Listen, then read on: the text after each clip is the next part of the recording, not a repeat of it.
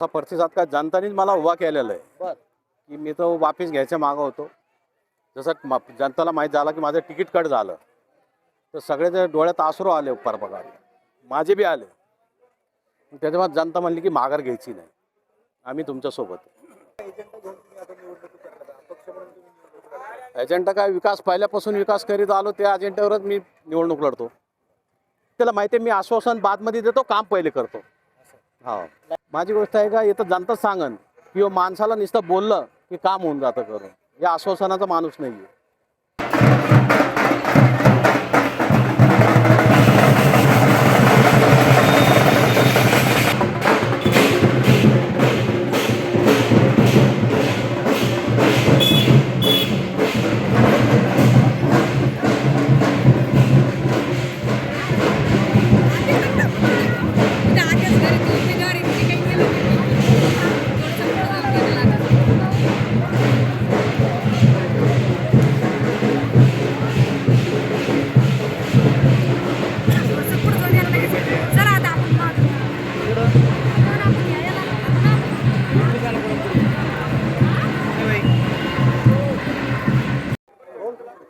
काय सांगसाल, प्रभाग क्रमांक 7 मधून तुम्ही या महानगरपालिकेची निवडणूक लढतायत, मोठा जनसमुदाय तुमच्या सोबत दिसतोय, कसा प्रतिसाद तुम्हाला मतदारांचा दिसतोय? कसा प्रतिसाद काय जनतानेच मला उभा केलेला आहे बर की मी तो वापिस घ्यायच्या मागं होतो.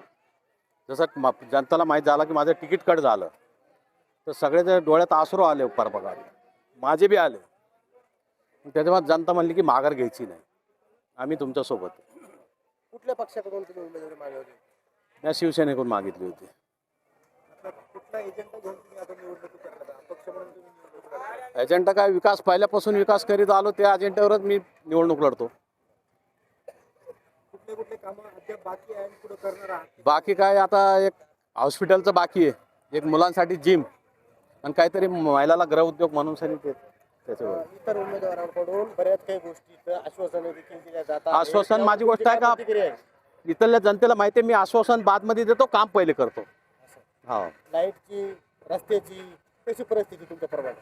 माझी गोष्ट आहे का, इथं जनता सांगन की माणसाला नुसतं बोललं की काम होऊन जातं करून, या आश्वासनाचा माणूस नाही आहे. विष्णु भाऊ तुम आगे बढ़ो, हम तुम्हारे साथ.